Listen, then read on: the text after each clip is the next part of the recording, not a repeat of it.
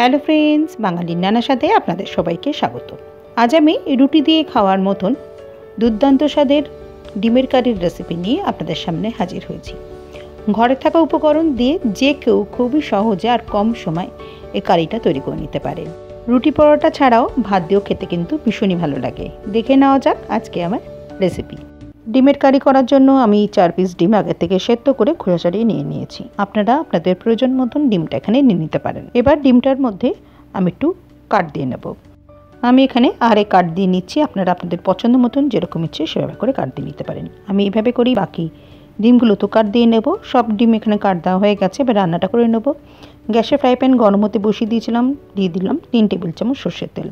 তেলটা ভালো মতন গরম হতে দেবো। চাইলে আপনারা সাধারণ রান্নাটা করতে পারেন। তেল এখানে গরম হয়ে গেছে। গ্যাসের ফ্লেমটা লোতে রেখে অল্প করে একটু হলুদ গুঁড়ো দিলাম আর দিচ্ছি 1/2 চামচ কাশ্মীরি গুঁড়ো লঙ্কা। গ্যাসের ফ্লেমটা এই সময় চাইলে বন্ধ করে দিতে পারেন, নয়তো লোতে রাখবেন। সেদ্ধ করে রাখা ডিমগুলো দিয়ে দিলাম। দিয়ে একটু মিশিয়ে নিয়ে দিয়ে দেবো স্বাদ মতন একটু নুনটা উপরে একটু ছড়িয়ে দিতে হবে। এবার হাতলটা ধরে ভালো করে একটু মিশিয়ে নিচ্ছি। গ্যাসের ফ্লেমটা লোতে রেখে 2 থেকে 3 মিনিট ডিমটা একটু হালকা করে ভেজে নেব। এভাবে করে ভাজলে ডিমের গায়েটা সুন্দর কালার হয়, দেখতে ভালো লাগে। চাইলে আপনারা ডিমটা না ভেজে এমনি গ্রেভিতে দিয়েও রান্নাটা করতে পারেন। ডিম দেখুন এখানে হালকা করে ভাজা হয়ে গেছে। গ্যাসের ফ্লেমটা লোতে রেখে ডিমগুলো একটা পাত্রে তুলে নিচ্ছি। এবার এই তেলের মধ্যেই গ্যাসের ফ্লেমটা লোতে রেখে 1/2 চা চামচ গোটা জিরে ফোড়নে দিয়ে দিলাম। দিয়ে একটু মিশিয়ে নিয়ে 2টো তেজপাতা মাঝখান থেকে ছিঁড়ে এর মধ্যে দিয়ে দিচ্ছি। দিয়ে একটু মিশিয়ে নিলাম। 2টো মিডিয়াম সাইজের পেঁয়াজ আমি ফাইনালি চপ করে নিয়েছিলাম, সেটা দিয়ে দিলাম। এই রেসিপিতে কিন্তু পেঁয়াজের পরিমাণটা একটু বেশি লাগে, যেহেতু গ্রেভিটা পেঁয়াজের উপরেই হয়। গ্যাসের ফ্লেমটা মিডিয়ামে করে দিয়ে 2 মিনিট পেঁয়াজটা একটু ভেজে নেব। এখানে পেঁয়াজ খুব বেশি লাল করে ভাজার দরকার নেই। পেঁয়াজটা জাস্ট একটু সফট হবে, তাহলেই হয়ে যাবে। দেখুন পেঁয়াজ আগের থেকে অনেকটাই সফট হয়ে গেছে। এবার এর মধ্যে আমি থেতো করা 1 চা চামচ রসুন দিয়ে দেব আর দেবো 1/2 চা চামচ ঘষে নেওয়া আদা। আজকের রেসিপিতে কোনো কিছু বাটার ঝামেলা নেই। আদা রসুনটা দিয়ে ভালো করে মিশিয়ে গ্যাসের ফ্লেমটা লো টু মিডিয়ামে রেখে 2 মিনিট ভেজে নেব। কাঁচা আদা রসুনের গন্ধটা চলে গেলেই হয়ে যাবে।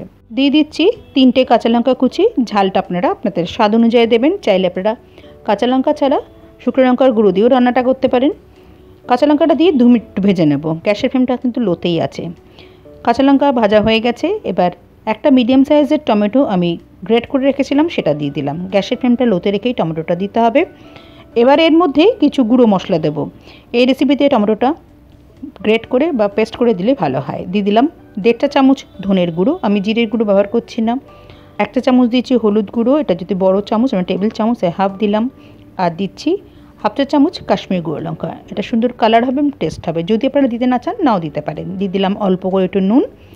আর টমেটো টক ভাবটা কাটাবে স্বাদের ব্যালেন্সের জন্য দিয়ে দিলাম অল্প করে একটু চিনি। এবার সব শুদ্ধ ভালো করে একটু মিশিয়ে নেব। গ্যাসের ফ্লেমটা লোতে রেখেই এই টমেটোর জলেতেই মশলাটা ভালো মতন একটু কষিয়ে নেব।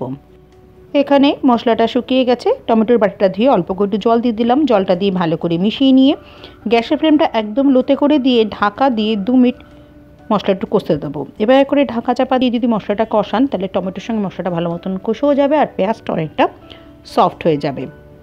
2 মিনিট পর ঢাকাটা তুলে ফেললাম। দেখুন ভালো মতন মশলা কষে গেছে এবং তেলটা উপরে উঠে এসছে। এখানে যাতে মশলাটা পুড়ে না যায় গরম জল এর মধ্যে দিয়ে দিচ্ছি। দিয়ে ভালো করে একটু মিশিয়ে নেব। গ্যাসের ফ্লেমটা কিন্তু আমার লোতেই আছে। লোতে রেখে একটু গরম জল দিয়ে ভালো করে একটু মিশিয়ে নিচ্ছি। এই সময় একটু চেক করে নিতে পারেন। আমি দেখে নিচ্ছি নুন কম আছে, তাই স্বাদ মতন নুন দিয়ে দিলাম। এভাবে করে ঢাকা দিয়ে যদি মশলাটা কষিয়ে নেন, খুব কম তেলে ভালো মতন মশলাটা কষানো হয়ে যায়। আমি ভেজে রাখা ডিমটা দিয়ে দিলাম। আর 4টে ছোটো আলু ছিল, সেটা নুন দিয়ে সেদ্ধ করে রেখেছিলাম, সেটা দিয়ে দিচ্ছি। এটা অপশনাল, যদি আপনারা আলু দিতে না চান শুধু ডিম দিয়ে করে নিতে পারেন। গ্যাসের ফ্লেমটা লো টু মিডিয়ামে রেখে আমি 2 মিনিট এই মশলার সঙ্গে কষিয়ে নেব। এভাবে করে কষিয়ে নিলে আলু আর ডিমের মধ্যে মশলাটা ঢুকবে, ডিম আলুটা খেতে ভালো লাগবে। সেদ্ধ ডিম ছাড়া আপনারা কিন্তু পোচ করে বা অমলেট করে কিন্তু এই কারিটা করতে পারেন। 2 মিনিট কষানো হয়ে গেছে। এবার এই বাটির 1 বাটি গরম জল আমি দিয়ে দিলাম। আপনারা যে যেরকম গ্রেভি রাখতে চান সে অনুযায়ী এখানে গরম জল অ্যাড করবেন। দিয়ে ভালো করে মিশিয়ে দেবো। গ্যাস ফ্লেমটা বাড়িয়ে দেবো ফোটার জন্য। এই রেসিপিতে কিন্তু খুব বেশি হালকা ঝোল হবে না, একটু গামাকা ঝোল হবে, তাহলে খেতে ভালো লাগবে। ঝোল এখানে ফুটে উঠেছে। এবার গ্যাসের ফ্লেমটা একদম লোতে করে দিয়ে ঢাকা দিয়ে 3 থেকে 4 মিনিট হতে দেবো। মাঝে কিন্তু ঢাকা খুলে একটু নেড়ে দিতে হবে। 4 মিনিট পর ঢাকাটা তুলে ফেললাম। আলু ভালো মতন এখানে সেদ্ধ হয়েই গেছে। এই সময় একটু চেক করে নেবেন, আপনাদের স্বাদ অনুযায়ী যেটা লাগবে দেখে দিয়ে নেবেন। আমি দেখে নিয়েছিলাম আমার কিছু লাগবে না, আর আমি এরকমই গ্রেভিটা রাখবো, পরে যখন ফোটাবো একটু ঝোল কিন্তু কমে যাবে। এই সময় দিয়ে দিচ্ছি গ্যাসের ফ্লেমটা লোতে রেখে হাফ চামচ শাহি গরম মশলার গুঁড়ো। এর জায়গায় আপনারা চিকেন মশলা বা মাটন মশলা দিতে পারেন, খেতে কিন্তু ভালো লাগে। ভালো করে মিশিয়ে নিলাম। আর দেবো 1 চা চামচ ড্রাই কাসুরি মেথি। কাসুরি মেথিটা দেবেন, তাহলে টেস্টটা ভীষণই ভালো হয়। আর দেবো অল্প করে ধনেপাতা কুচি, যদি কাসুরি মেথি না থাকে ধনেপাতা দিলেও হবে।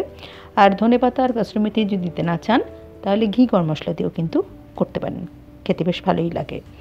হয়ে গেছে, গ্যাসের ফ্লেমটা বন্ধ করে দিয়ে ঢাকা দিয়ে 2 মিনিট স্ট্যান্ডিং টাইমে রাখবো, যাতে ভালো মতন ফ্লেভারটা এর মধ্যে হয়ে যায়। 2 মিনিট পর ঢাকাটা তুলে ফেললাম। তৈরি হয়ে গেল দুর্দান্ত স্বাদের এগ কারি। ঘরে থাকা উপকরণ দিয়ে কোনো রকম ঝামেলা ছাড়াই ঝটপট তৈরি করে নেওয়া যায়। দেখতে যতটাই ইয়ামি, খেতে কিন্তু ততটাই টেস্টি হয়। সার্ভ করার জন্য একটা পাত্রে তুলে নিচ্ছি। আমি আজকে রুটি আর ভাতের সঙ্গে এটা সার্ভ করবো, চাইলে আপনারা পরোটা দিয়েও খেতে পারেন, খেতে ভীষণই ভালো লাগে।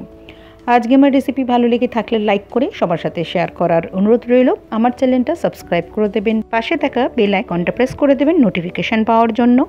আবার কোনো নতুন রেসিপি নিয়ে আমি আপনাদের সামনে হাজির হয়ে যাব। আপনারা সবাই ভালো থাকবেন, সুস্থ থাকবেন। নমস্কার।